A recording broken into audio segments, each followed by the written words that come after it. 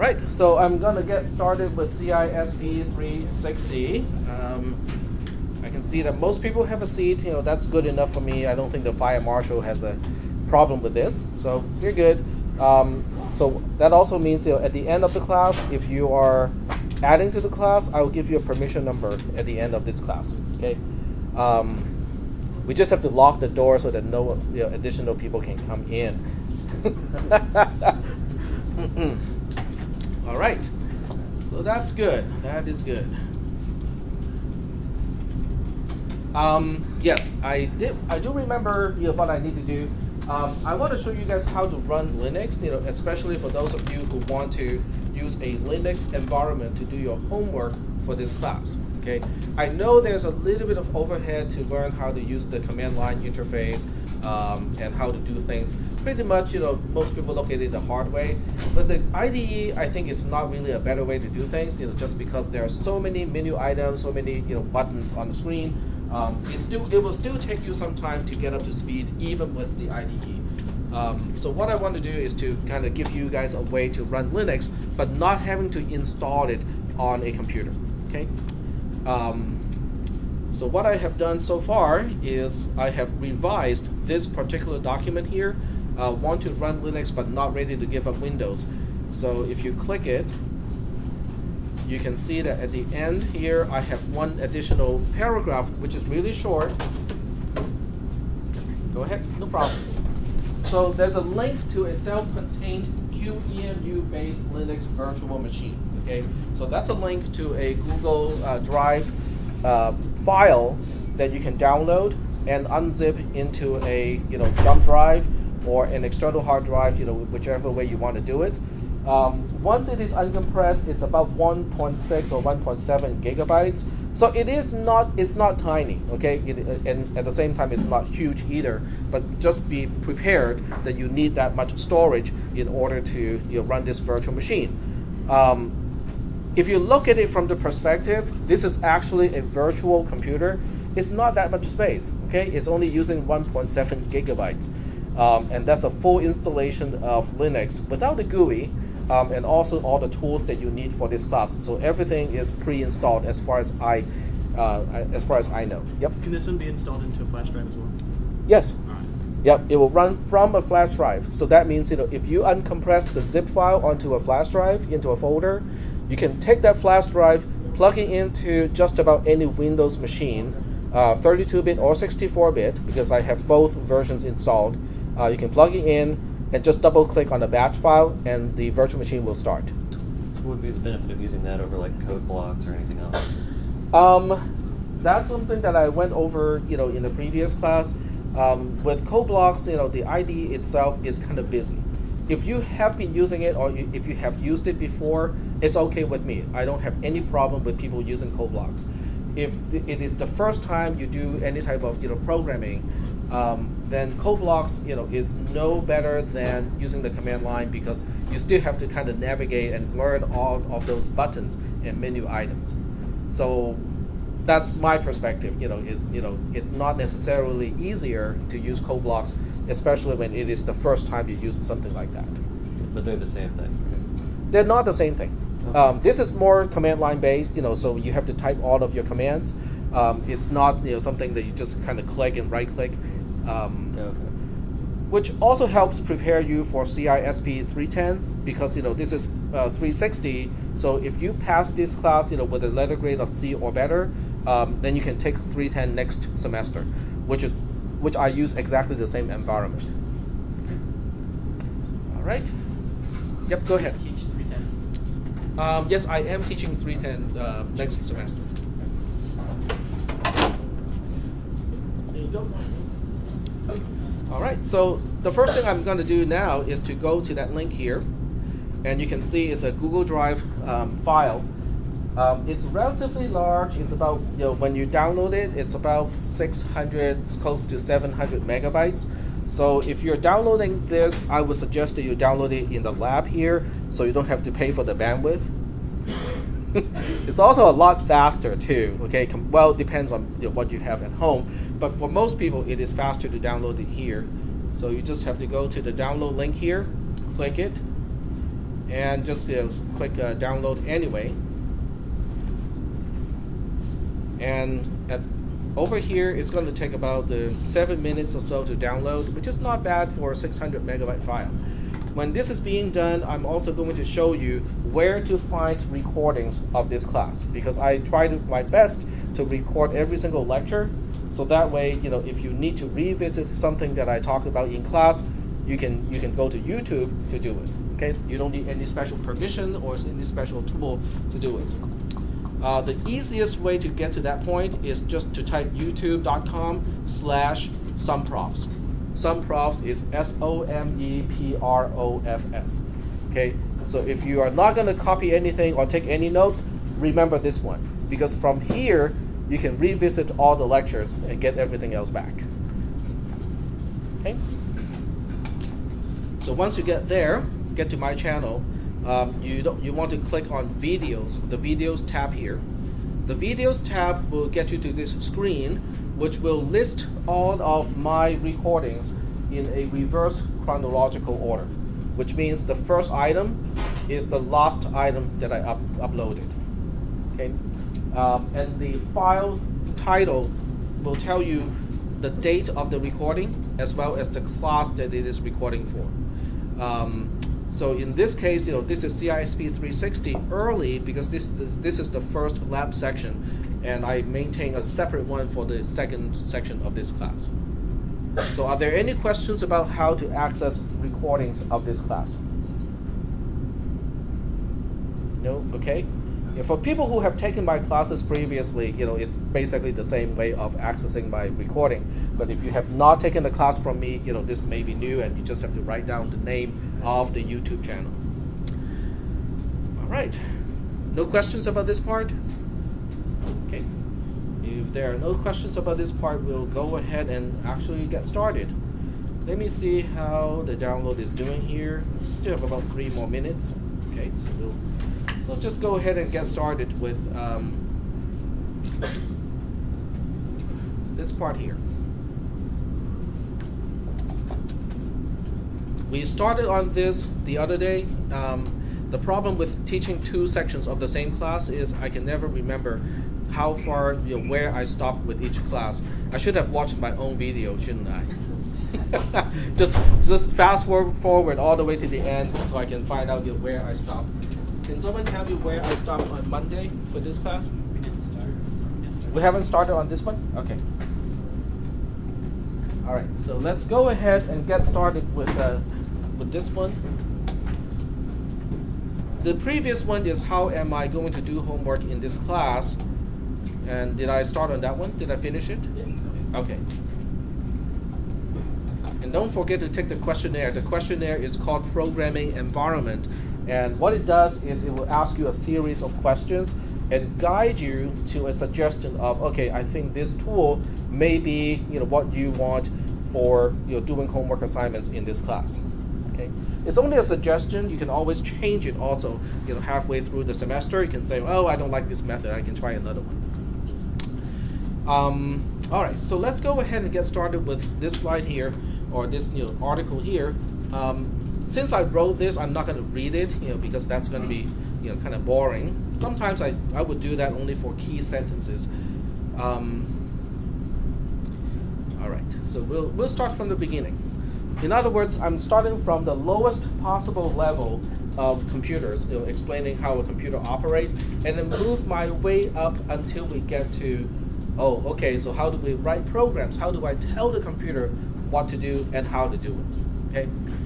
At the lowest level, all digital computers today are transistor-based. They're all silicon-based, they're all transistor-based. A transistor is a semiconductor device. It's basically a valve. Okay, there's one incoming signal to say, okay, I want this valve to turn on or turn off.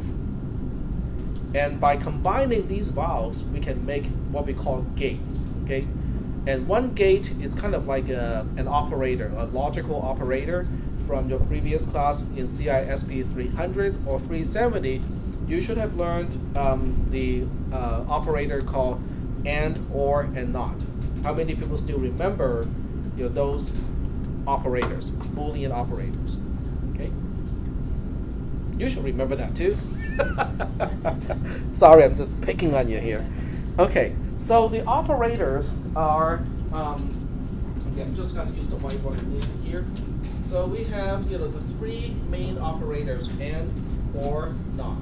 Okay, with and, the only time the result of and is true is when both sides are True. True. And with or, the only time it is when the only time the result is false is when both sides are False. false. Okay, exactly. Okay. And with not, it is just a negation. Not true is false, and not false is true. Okay. So with transistors, we can implement something like this. Okay. We can have a gate where it has two inputs. If both inputs are true, then the output is true. If at least one of the input is false, the output is false. In other words, we can make a gate that can implement the AND operation. We can make a gate that can implement the OR operation. We can make a gate that can do the NOT operation. Are there any questions about this part? Okay, yep, go ahead. If you have both of them in one script, which one will it recognize first? If you have both of them, If you have like, then you have two outputs, and then like- each one is independent to the other one. if you say this and that, Yes? or this and that, you see what I'm saying? Well, there are two ways to interpret what you just said. Yeah. So which way would that the machine recognize it? Is it gonna read the and? Okay, how about this? An AND gate looks like this. It has input here, and an output here. An OR gate looks like this. It has two inputs and one output. So the question now is, how do you want to connect your AND gate or AND gates with your OR gate? So what you just said, okay, let me see if I can interpret what you just said. What you said was this and that. Okay, so that's an AND gate. So we have this, and then we have that. And then you have another AND gate with this and that, right?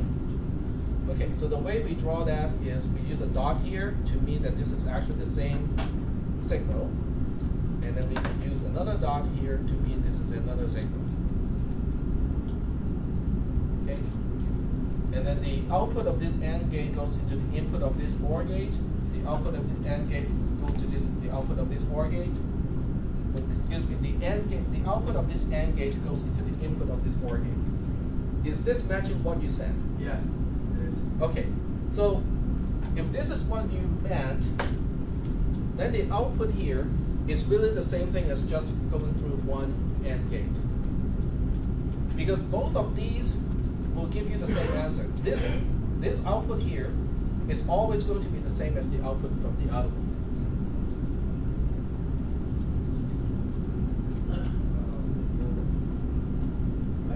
I guess what he's trying to say is if you had 3 and 4 or A and B. So you have two different arguments for each condition. You have a numeric argument for one condition and a string condition for another condition. But you cannot, because and, or, and not are logical operators. That means you can only supply Boolean values as its input. Okay, the right-hand side of and has to be a true-false value. The left-hand side of and has to be a true-false value. It cannot be a number, cannot be a string. So one of those can't be a string, the other one. You cannot, no. From the logical perspective, it can either be true or false. It cannot be anything else. So are we gonna diagnose electric circuits like you just kind of written over there? No, Okay. that's. I only do this because it is more clear, I wanted to, basically say, well, it is kind of useful because this is also how people design processors, because inside a processor are gates and other types of elements, and then gates are represented by these diagram, or elements of a diagram, and this is how they design latches and other components that are also inside a processor. Except there's like billions of those. Well, not quite a billion, but a lot, yes. How would an OR gate work over there? How would an OR gate work? There's only one OR gate. The OR gate is the one that has a kind of curved input. This is an OR gate. This is an AND gate. This is an AND gate. Okay. All right. So what I have done so far is I have gone through most of this stuff here. Okay. But for the most part, the more important part is inside the computer, the transistors are either on or off. Okay, and that's why it maps so well to Boolean logic, because in Boolean logic we have true or false, right? With the transistors we have on or off, and then with binary numbers we have zeros and ones. So those three systems are somewhat interchangeable. Okay, a on of a transistor can be considered the same as true, can be considered the same as one. Okay. So that's why most computers are called digital computers, but more than that, they are also binary, because internal to the computers, everything is either there or not. If you look into a CD, okay, you can see how information is encoded. Okay, either there's a hole where the laser will not pick up any reflection, or there's not a hole where the laser or the sensor will pick up the reflection of the laser. Okay, so it's either there or not. We don't care how big the hole is. We just need to know, is there one? Okay.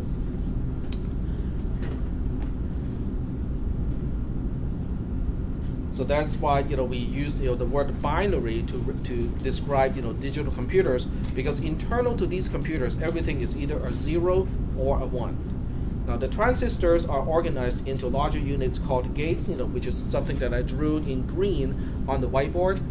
You don't have to know how to draw the logic gates in this class, but in the next class, cisp310, we'll start to look into that, okay, the logic gates. And the gates are going to implement the most basic operators, which are, AND, which is also known as conjunction, OR is also known as disjunction, and NOT is also known as negation.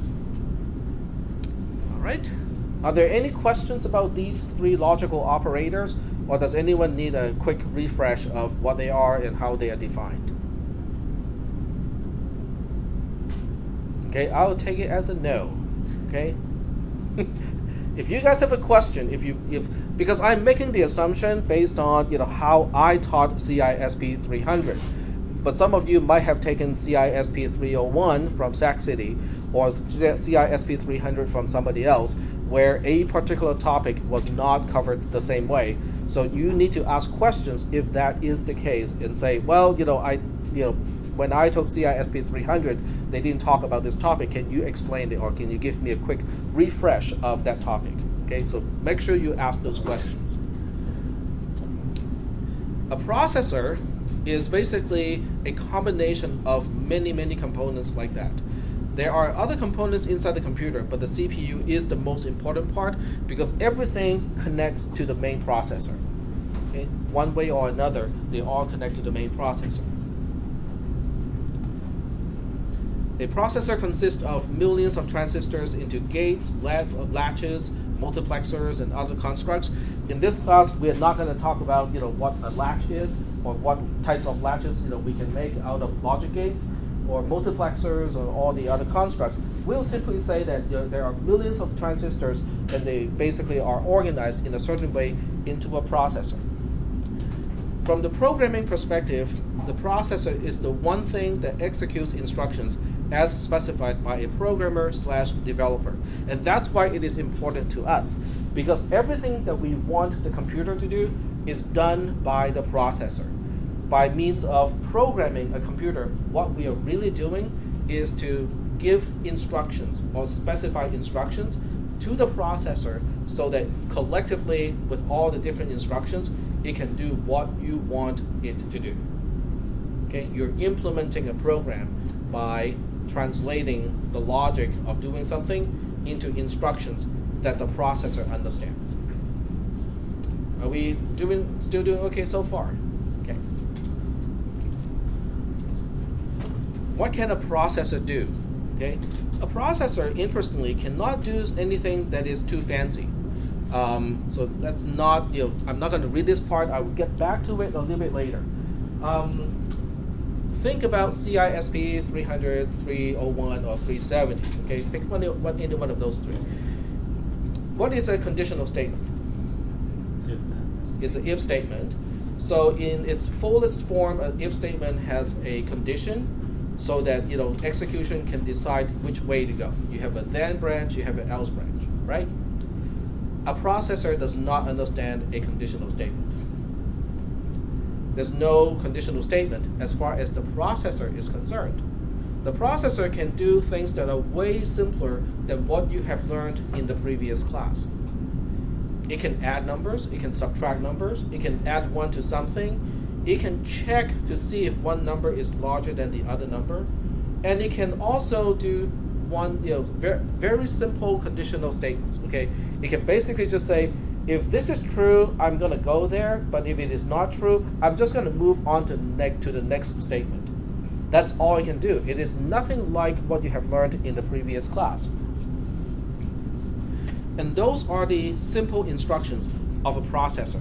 It doesn't do much, you just have to use a lot of these little instructions to make up for a statement that you have learned in the previous class.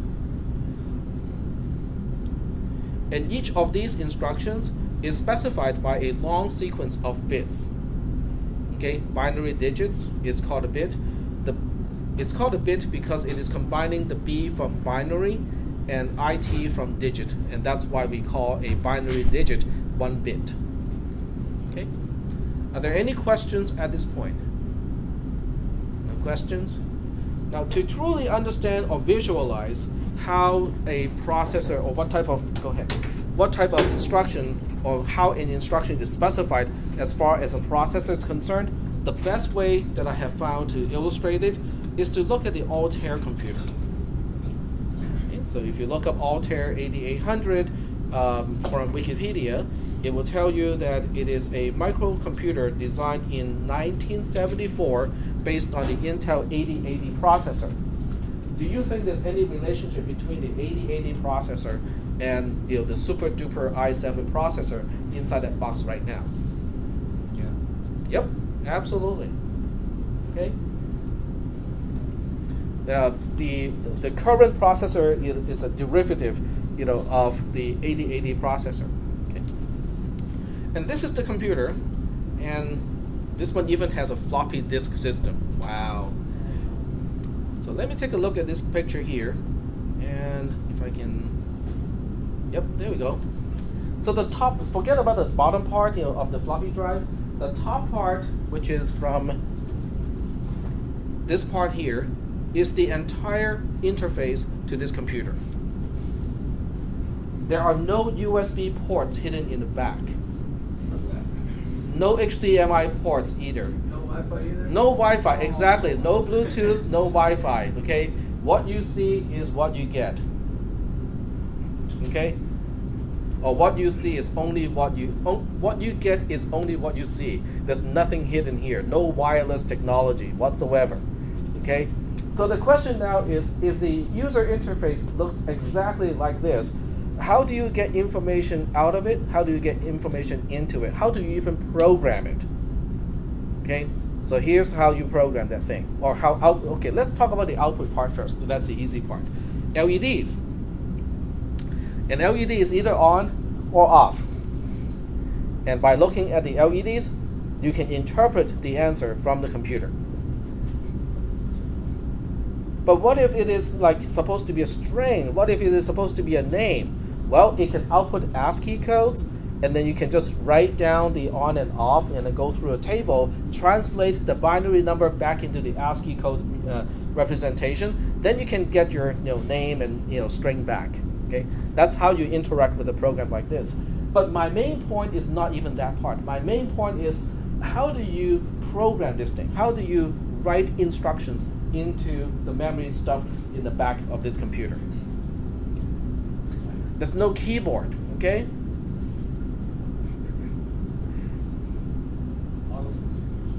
Well, there are a lot of toggle switches here.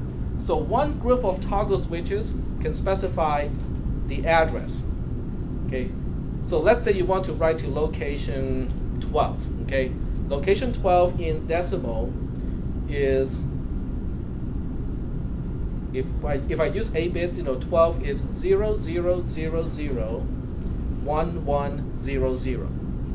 Okay, so you flip the switches accordingly: down, down, down, down, up, up, down, down. So that way you select the address, okay, the location where you want to store a bit pattern. Then how do you specify the content that is supposed to be stored at that location? Another group of switches. Okay, so you flip the other group of switches to specify the content. So now you have specified at which location I want to store what value. So how do you make it, quote unquote, store that location? You flip one of the momentary switches, and it will latch that content into that memory location. And it might specify a very simple instruction like, I want to add this number to this register. That's it. That will take you like 30 seconds to specify the instruction. And then you modify the address part to move on to the next address. Reflip all the data switches to specify the new content for the next location. And that's how you program a computer back in those days. If your program needs like 4,000 locations, then you'll be doing this 4,000 times. And hope that you did not make a mistake. There's nothing to check whether you made a mistake or not until you run the program. Then it doesn't run what it's supposed to be, and guess what? There are no debuggers either. Well, you have to kind of look at the symptom of your program and see if you can debug your program. Okay? But that really shows you what type of instruction or how you specify an instruction at the very lowest level. Okay? It's just on and off, zeros and ones. Nobody wants to program a computer this way. Do you want to program a computer like this in this class? Probably not. Okay, it's really quite painful. So that's why we kind of stay away from this, and we end up with HLPL or high level programming languages. Okay, which came over time. People started to come up with programming languages, and it kind of evolves. And today, the high-level programming languages, the most common ones would be Visual Basic, C++, Java, Perl, PHP, Python. Those are all considered high-level programming languages. There are other ones too, but those are the more common ones. So now, you are writing your program in Visual Basic or C++. Do you think that is useful or meaningful to the processor? Well, let's take a look. So what we'll do is we'll do this. I'm going to write a program in C++. Okay, it's a very simple program. It doesn't do much, but it's just a program. So I'm going to say cisp360. And by the way, I'm using the command line to create a folder and then change to that folder. So this is how you utilize a command line interface to write programs. And I can use an editor to type the program. So I'll just call this, hello. The extension CPP means it is a C++ program. The pound include, is including what we call a header file. I'll explain all of these later. But the key is, what I really want to demonstrate right now is what is the source code and how it is represented. So this would just do a printf, hello world, and there's usually a comma here. Okay, so here's a program written, this is a C++ program. It's the source code of a program. The source code means this is something that you directly interact with. You type it up, you edit it, and you can actually see, read it and understand what it means. Okay? The question is, what exactly is in this file? What type of bytes are stored in this file? If I just use a command to type the file out, it's just going to type whatever I edited or whatever I typed earlier. It doesn't really show you a whole lot more. But I can use another program called hexdump to show you, the actual bytes stored in this file. And that will tell you something a little bit different, okay? And I need to change the size of the font just a little bit so I can show everything. So I'm going to go to appearance.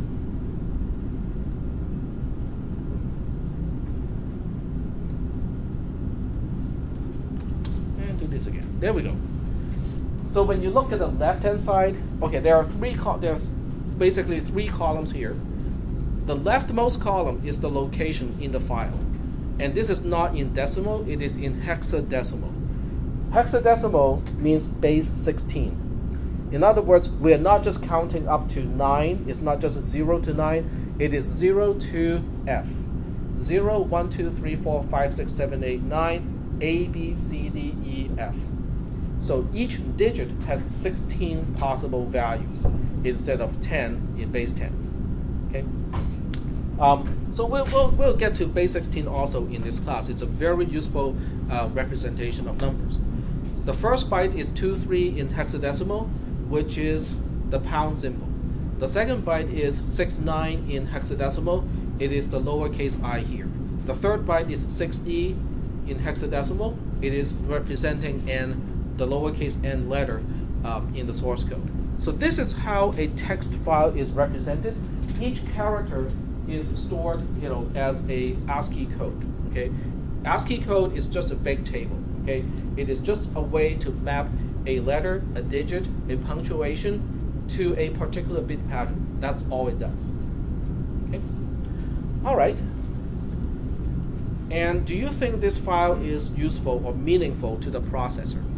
That's the next question. And what does the processor understand? If it doesn't understand something like this, what exactly does it understand? Yep, go ahead. What about those numbers in the far left column here? The zeros? Those are the locations. It's just telling you starting from location 0. Location 0 has a byte of 23 in hexadecimal. Oh, okay. And 23 in hexadecimal in binary is 00100011. Yep.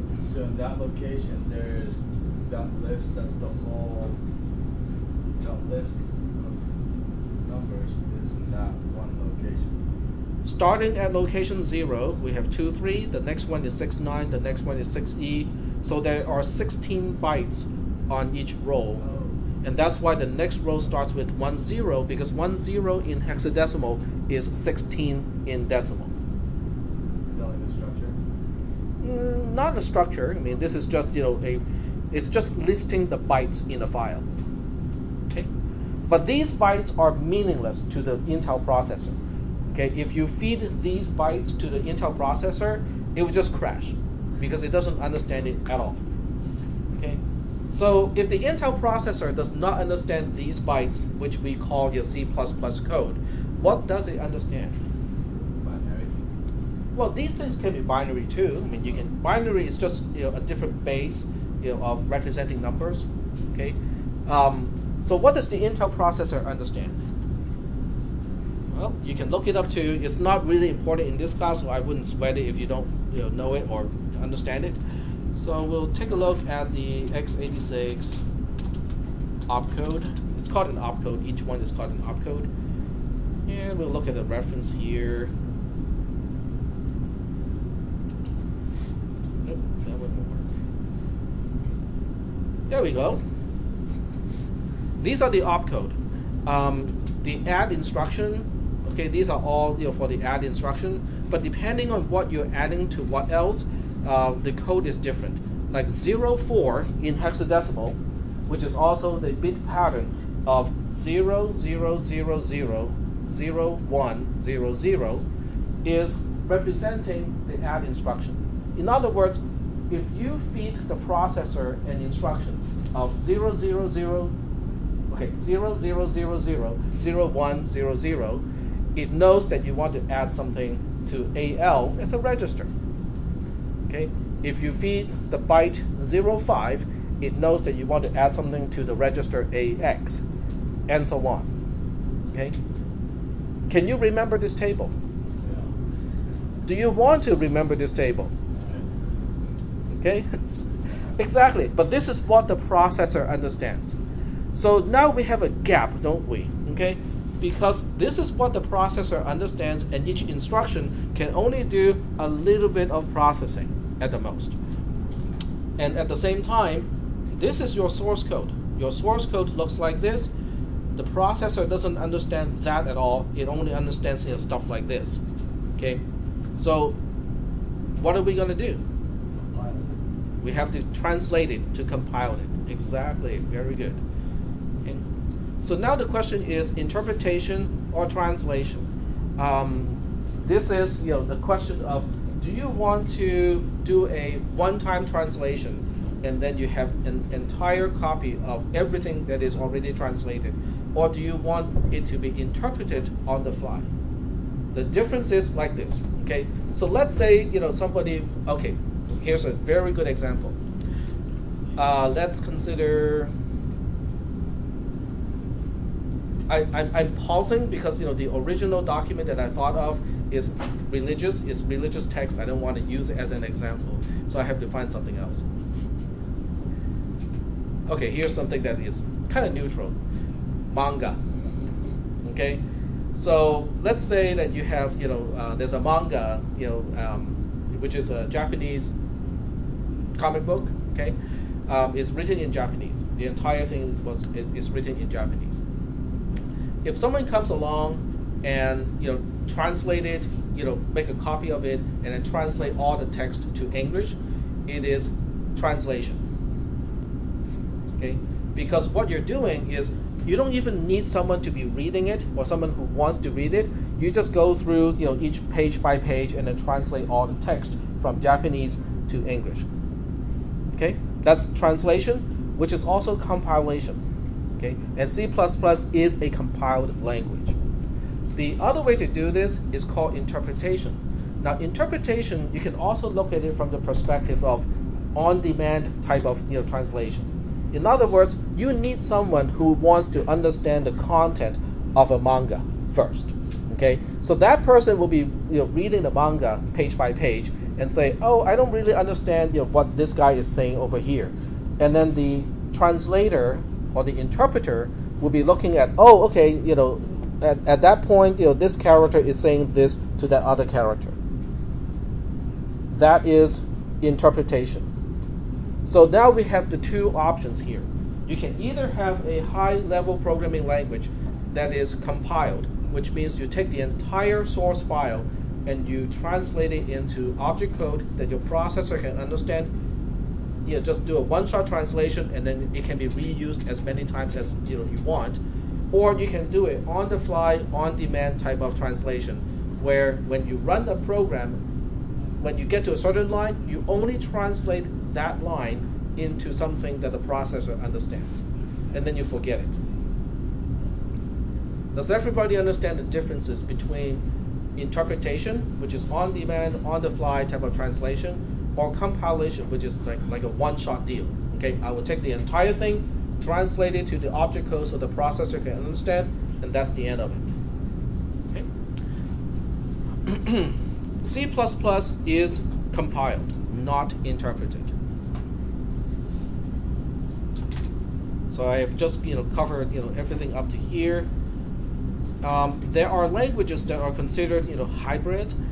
Java is one of those things, because with Java, it goes through a compiler. Okay, Java code looks kind of like C++ code, which the processor does not understand.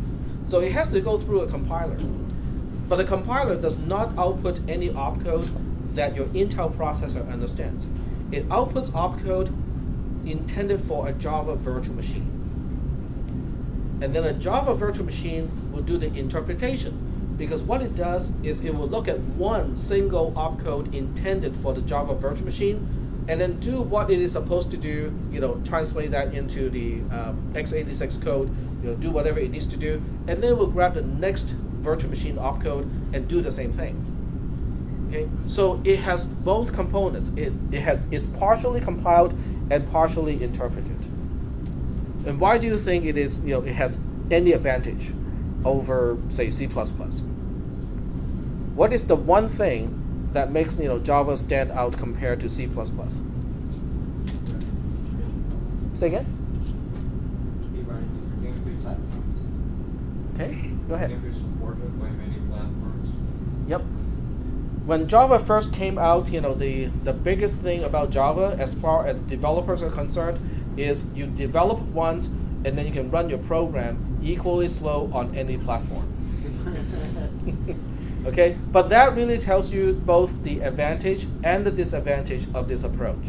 The advantage is you compile the program once, and then the compiled code can run on Linux, can run on Windows, can run on BSD, Mac OS X, it doesn't matter. As long as you have JRE or Java runtime environment installed, it will run it. Okay, so that's convenient because you can now have an app and you can distribute it for any type of platform. The bad part is the interpretation part, because the interpretation is inefficient. Because you keep interpreting the same thing over and over again. You keep paying that price of overhead over and over again. So that's why people say Java programs run equally slow on all platforms. Okay. Are there any questions at this point? Nope. No questions? All right. So here's interpreted versus compiled. In terms of efficiency, compiled is much better. Okay, the ratio can be, it depends on which language, because if you're compiling Perl to C++, a tenfold magnitude change is not uncommon. Okay, the same logic, the same program written in Perl as opposed to C++, the C++ implementation, because it is compiled, can run easily 10 times the speed of the Perl equivalents. Okay, so in terms of efficiency, there's no comparison. Compiled wins hands down. In terms of flexibility, it goes to interpreted. Okay, because the problem with compiled is if you have a 2 million line program, okay, and you make one change to the part that is required, that is shared by all 2 million lines of code, guess what? You will have to recompile the 2 million line program. And before the compilation is done, there's nothing you can do. Is that making any sense? It's kind of like having the Japanese manga example. Okay, so let's say the original manga decided, or the author of the original manga decided to change one phrase of one page. But in this case, for the translation, it has to start from the beginning and retranslate everything. Okay, there are ways to kind of avoid retranslating everything. You can do it kind of like on a per chapter basis, but the downside is you have to recompile the whole thing, and before all 2 million lines are recompiled, the program cannot be used. Is that okay so far? So that makes it not very flexible. On the other hand, if it is interpreted, you can make one change to one file and it does not impact the execution of the program at all. In other words, you can pretty much quote unquote make changes on the fly and be able to run the program with the update to the program like right away. So interpreted has that one advantage of you can make quick changes and you can run the program when it is updated quickly without having to go through the lengthy process of recompiling. How long does it take, do you think, to recompile the Linux kernel? With a reasonable processor, not a really slow one. Linux is fast. How fast is fast? Recompiling the whole kernel. 15 minutes. No, more than that. It's probably close to either 40 minutes to an hour. Yep. So what's a kernel though? A kernel is basically the innermost portion of an operating system. That is the one part that you don't really see, but it is a core, important part of the operating system. Like folder 32 in Windows XP? It is the one part that is that does all the core functions. It's not the file system. It's not the command line interface. It is the one part that does all the really, really important stuff. Like the BIOS. No. The BIOS is more like a bootstrapping thing. You have to use it in order to get into the operating system. Okay, so in terms of flexibility, it goes to interpreted languages. Like Visual Basic is, used to be completely interpreted. Now it is kind of like Java, half compiled and half interpreted. And then you have proprietary software code, source code protection. What that means is, let's say you own a software company, okay, and you make money by licensing your software, okay, so that people can use it. So you don't want to distribute your source code because you don't want people to copy your source code and then they can just run it without your permission, okay? So the only way you can do that is to distribute object code, the compiled code, so that they don't have access to the original source code, okay? Because the translation is usually one way, and this is where the manga example kind of fails, because with manga you can always go from the English version back to the Japanese version. The translation goes in both directions. But with computer programming, it usually only goes well in one direction. From high-level programming language to opcode is easy. The other way around, which is called decompiling, is one, illegal, and two, it is not easy to do at all. Okay? So in terms of wanting to keep your proprietary source code a secret, compiled languages are better for that purpose. Okay? So you want to compile and only distribute code that is already compiled. All right, so we are now moving on to how do you write a program and how do you run a program. I have just gone through, well, I didn't actually go through the entire example. The first part I have gone through already, which is writing and editing a program in source code. Okay, so let me switch back to that other screen and revisit the source code in this case. So hello.cpp is a source code, is the source code of this program. This is the stuff that you type directly, that you edit directly. Okay, that is called the source of a program. But it is useless to a program, to a processor. So the next step you need to do is to compile it. Okay, the compiling part is basically a translation. You're translating C++ source code in this case into what we call an object code file. Let's go ahead and try this. Okay. The command to do this on the command line is G++. So you can say G++. I will specify -C to mean do not give me an executable, just give me the object file. -G to include debug information, and then the name of the source file. When this is all done, now I have two files. Okay, the first file, hello.cpp, is the source file. The second file, hello.o, is the object file. What is in the object file? Well, the object file has object code, which is basically instructions, but the instructions is not ready for execution. The reason why it is not ready for execution is because that code relies on something else. Okay, it needs to know what printf is and stuff like that, which is not specified in the object code. Okay, there's a program called object dump. Okay, and it can show you what is in the file. And I can go through this and find out. Disassemble. That's a good one to use. There we go. So in the object file, we already have opcode. If you look at this column here, 55 is an instruction, is a push instruction. 89E5 is the move instruction. I'm copying register ESP to EBP. Then the next instruction is A3E4F0. It is a conjunction instruction. Okay, it is applying the conjunction or the bitwise AND between this bit pattern here and ESP as a register, and so on. In other words, we do have object code now. Okay, we do have the opcode that the processor can use for execution purposes. What is missing here is, where's printf? Okay, because printf is a subroutine, it is not specified in this source code. It is specified in what we call a library.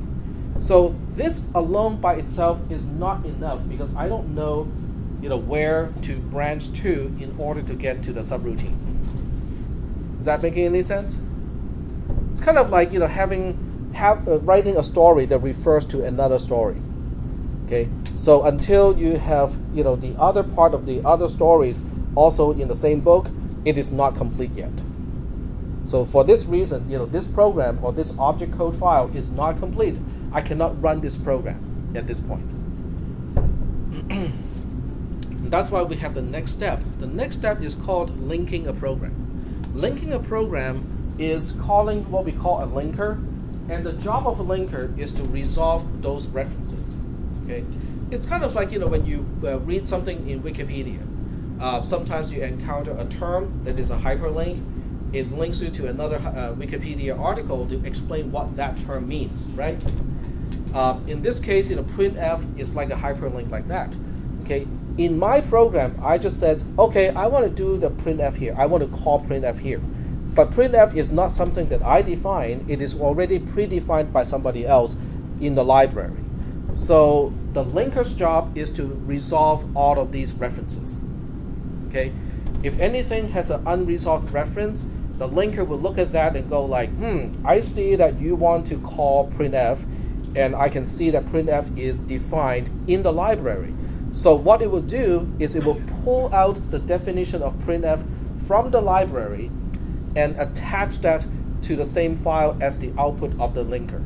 So the linker will take the object file as input, and it will create the executable file, and then the executable file will have all of these references resolved. Okay. So that's the job of a linker. And if I go through this part here, it is just G++-O to specify the output file, which is an executable. I'll just call it hello. And then the input is my object file from the previous step, the object code file. And now I have 3 files. Hello with no extension is the executable. This one is ready to execute. Hello.cpp is my source file, and hello.o is the object file. So now, once again, we want to use the tool called object dump to take a look at what is inside hello, the executable. So inside this executable, now I know exactly what I need to call. You can see that the call address is now specified, whereas before it is not specified. Before it is here.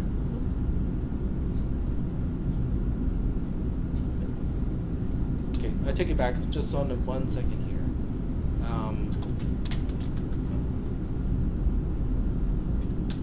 Because I want to show you, both the dump of hello.o, which is the object code file, and then the executable, and then you can see side by side how they are different. So I'm going to do one over here. Oops, not hex dump, object.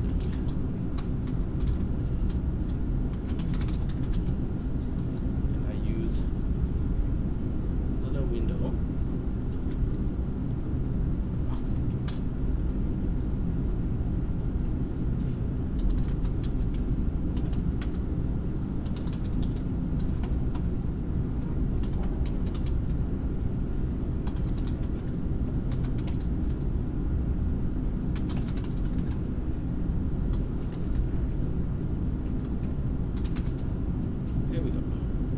So we want to look at main in both cases, so we can do a side-by-side comparison.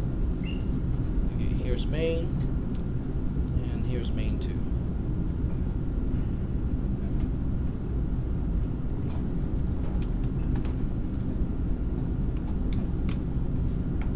That's kind of hard to display side-by-side. Okay, maybe just like that. That's good. Okay, can you see the differences between these 2 versions? The one kind of slightly on the left-hand side and on top. Okay, can you spot the differences? Which instruction is different? The call instruction. Okay, the call instruction is the one that is responsible for the function call, for subroutine call, procedure call. How many people still remember what a subroutine is from CISP 300? Okay, so that's the one difference, because in the object file it doesn't really quite know where it's supposed to go, so it just it has a little stub here to say that we need to go to a place where printf is, but I'm not really sure where it is. Okay, that's the object code file. In the executable, on the other hand, the call knows exactly where it is supposed to go, which is at location 8048390. So the linker is doing this. The linker is looking at the object code file and say, oh, I can see that you want to go to printf and it's not defined here. Let me make a note that we need to find out where printf is and then fix up this location so that in the executable it will go to the right place. The output of the linker, which is the executable, has everything resolved. Do you think I can find printf in the output of this file? It should be somewhere, right? So let's see if I can find it. It's not. It has to do with printf is using a runtime library, so it's not static. It's not included in the executable. But nonetheless, the stub to get to it is in the executable. When we have the executable file, we can actually run it. So the way we run an executable inside this environment is to do a /hello, and it runs the program. All it does is to print hello world, and that's one cycle of going through the editing, compiling, linking, and running a program. Are there any questions about these steps and how they are related? Could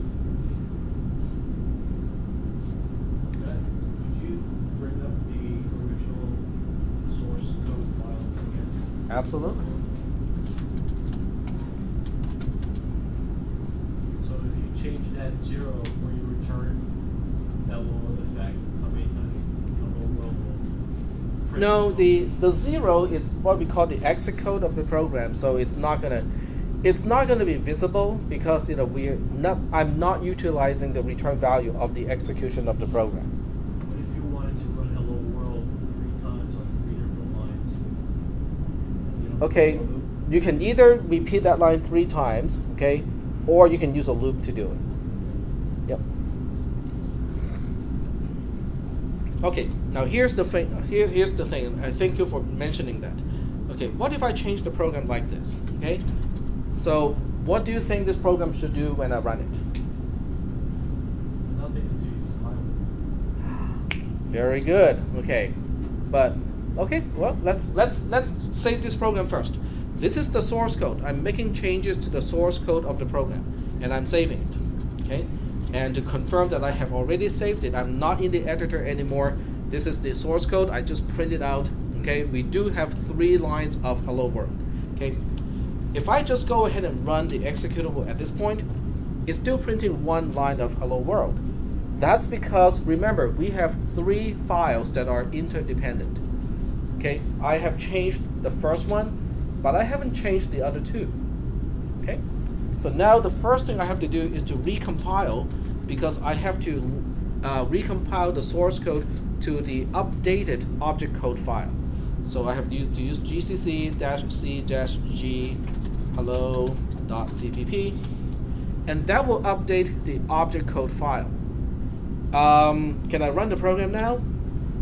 Sure you can, but it will still be running the old version of the program, because all I have done up to this point is to update the object code file, but I'm missing the last step. The last step is to use the linker so that I can produce a new executable from the updated object code file. So that's why I need to have one more step here, which is g++-o hello, and then hello.o. Now if I rerun the executable, it prints 3 lines of hello world instead of 1. So thank you for mentioning that, because it's an excellent opportunity to kind of demonstrate one of the problems that people run into all the time. Okay, a lot of people would make changes to the source file and then try to run the program right away, expecting that the executable is updated automatically. And it is not. Okay, and this is also one thing about the IDE that some people like, is because it is done automatically. when you click that run little icon inside the IDE or an integrated development environment, it will automatically check to see if the source code is changed. If it is, it will go through the compiling and the linking automatically before it runs the program again. Okay? But doing that is also kind of hiding all of this stuff, behind you, so that you don't really see it happening. And using the command line approach, you actually have to see all of these things happening because you have to go through the process of compiling and linking before you run it. I mean, surely someone, namely me too, will run into this problem a few times. But you will remember, just running into it like 3 or 4 times, then you'll remember, oh, okay, I have to compile and link it first. Okay? Which is not a big problem, but it does give you a more complete knowledge of what is going on when you try to run a program in C++. Are there any questions? Yep, go ahead. Can you bring up the folder that we just downloaded and go over it, please? Oh, the folder, yes. Yeah. Well, I downloaded it, but I never uncompressed it. So let's go ahead and take a look at it. Okay. I have to make sure I have enough space here first. I got 12 gigs left, so I think I got enough space. And occasionally I need to check my recorder just to make sure it's still running. Sometimes I run out of space and then the recorder stops. Okay.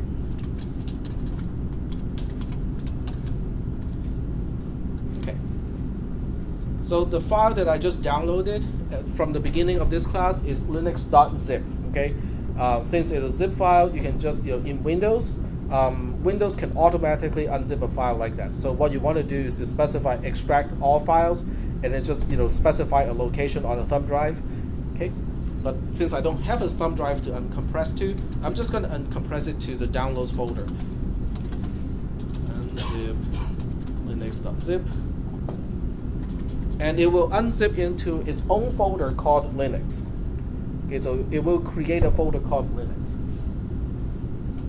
Takes a little bit of time because there are some 300 files to uncompress, and this is the big one. QCOW2 is the big file to uncompress because that one single file serves as the disk of the virtual machine. Okay, so if you think about it that way, 1 point something gigabytes is not too bad because it is representing the entire hard disk drive from the perspective of the virtual machine.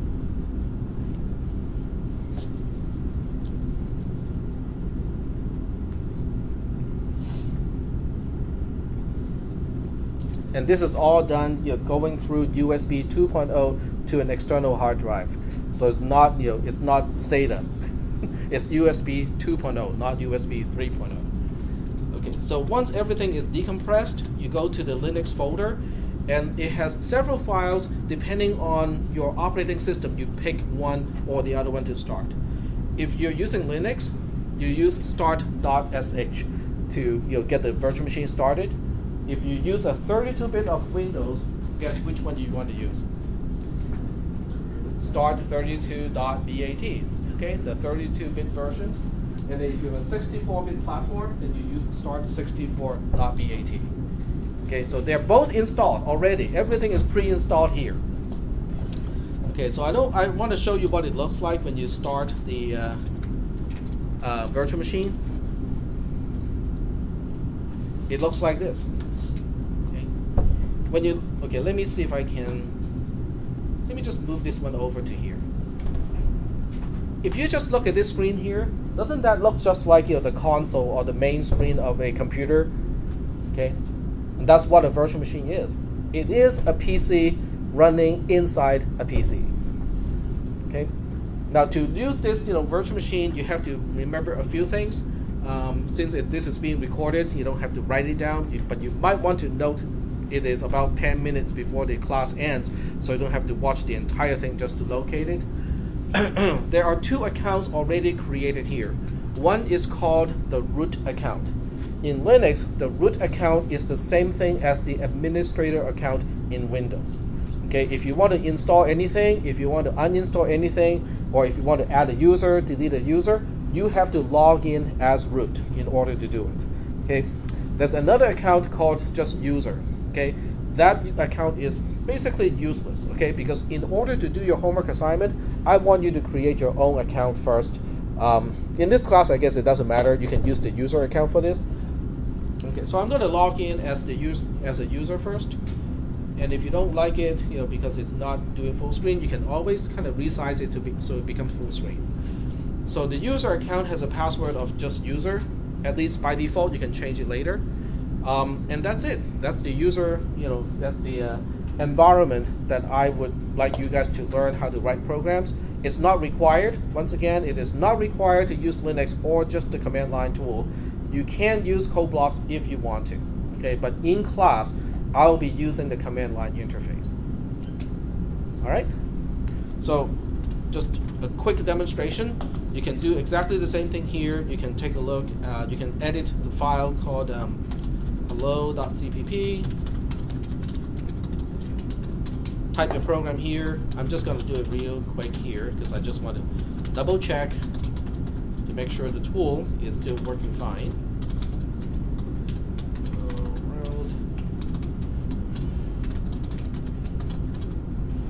And G++ to compile. G++-O to link. And then run, hello down here, and it's working just fine. Okay, so it has all the tools that you need in order to do your homework assignment in this class. Yep. Can you explain one more time, break down the linking part, why you put hello before hello.o? Yes, because hello by itself is actually a part of the -o. -o means, I'm going to specify the name of the output file as follows. So -o requires a second component to specify the name of the executable. Okay, so you didn't have to name it hello. If you do not name it, then you don't want to use the -o option, because every time you use -o, it means you want to name the output of the linking. So it could have been like hey instead of hello, like just a name. Just the name. It could have been any other name though. Can be any name. Okay, Yeah. That's fair. Yeah, in fact, you can make it very misleading. You can say, -o hello.txt, then hello.txt becomes the executable. It's because in Linux, the extension doesn't mean nearly as much as it is in DOS or Windows. In DOS and Windows, the extension means everything. Okay, but in Linux, it's just a name. Yep. So, we read this from a thumb drive. Mm-hmm. You said that there are two recognized accounts, the user and the root account. Yep. When you write your program, you want to use just the user account, not the root account, because if you do anything rash in the root account, it can host the entire virtual machine, then you lose stuff. When you log in as a regular user, the only thing you can trash will be just the user stuff, but you cannot host the operating system. So that's why you want to use the root account only for stuff that you need the root privileges. You mentioned you wanted us to make our own account. Can we do that with You don't have to. For this class, I'm not going to require that. But one thing you do want to do is to change the password, because everybody's going to start with the same password. So you might want to change your password first. So the next thing I want to do is to show you how to log in as root. The password of root is beer. Yeah. Root beer. And it's just beer. It's not B33R or something like that. It's just BER, all lowercase. Okay. So when you log in as root, you can see the prompt is different. The command to change password is PASSWD. So this command, if you type the command by itself, it will change the password of the current account. So in this case, it will change the password of root. But when you log in as root, you can also change the password of other accounts. So when you log in as root, you can say password PASSWD user. So this way you can change the password of another account. In this case, is the user account. Okay. So you have to type the same password twice, otherwise it doesn't count. Okay. Which makes sense. Okay. Are there any questions at this point of how to use the virtual machine? How to get in? Now, how do we get out? Well, okay, there are several ways good ways and bad ways, and extremely bad ways. Okay. The extremely bad way to get out of this is to unplug your physical computer. Okay, that is very, very, very, very bad, because what it will do is potentially hose the virtual machine to the point it is cannot be recovered. Okay, so you don't want to do that ever. The second worst thing to do is to click this X here and close the application as if it is just Microsoft Word or something like that. It is bad, but most of the time it doesn't cause actionable problems.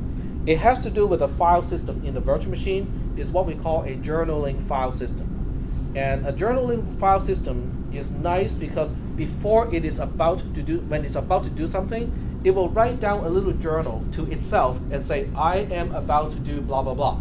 So if you have a power fail, or if you click that button right at that instant, when it starts up again, it remembers, oh, I was about to do blah when power was off. So it can use that information to recover as much as possible. So you typically lose maybe one file, and that's it. Okay, but I would still not do it that way. I would still try to shut it down properly. And to shut it down properly, you have to log in as root first, and then type the command called power off. So when you type power off, it will start the process of shutting down the system. And this is the best way to shut down a virtual machine, is to treat it as if it is a real computer and properly shut it down. Are we doing okay so far? Okay. So that's something that you can definitely do over the next week, because Monday is a holiday. We are not going to have class on Monday. So we have one entire week before we meet again on next Wednesday. So what you can do and should do is to read ahead of me and just download the virtual machine, start it up, make sure you can log in as user, make sure you can log in as root, and make sure that you know how to shut it down properly. Okay. If you want to, you can also repeat what I just did today. Use VI or Nano, which is the other editor, create the source file, go through the compiling, linking, and running the program. Okay, I know it doesn't sound like a challenge, but it does make you kind of get familiarized with the tool and the environment, so it's not time wasted. So that's kind of like an informal homework assignment for you guys to do. Any questions at this point before we dismiss? Yep.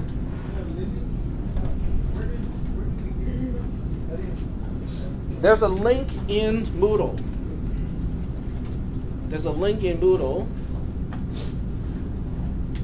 If you go to Getting Started and go to this link here, which is want to run Linux but not ready to give up Windows, if you click this article, the bottom part of this has a link to that file. You just unzip it to a folder, and then in that folder you will find two batch files. One is called start32.bat batch file. The other one is called start64.bat. Your Windows system typically will not show the extension, so you will only see start32 and start64. 64 for the 64-bit installation, and then 32 for 32-bit installation.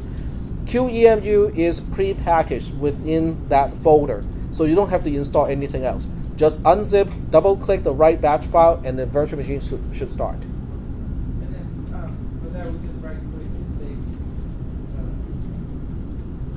save to the folder, right? When you click this one, it will bring you to Google Drive, and then in Google Drive, it will have a little icon for you to download it. Yep. All right. So, are there any questions? If there are no questions, I can pass permission numbers to people who want to add to the class. So let me do that. And stop the recording.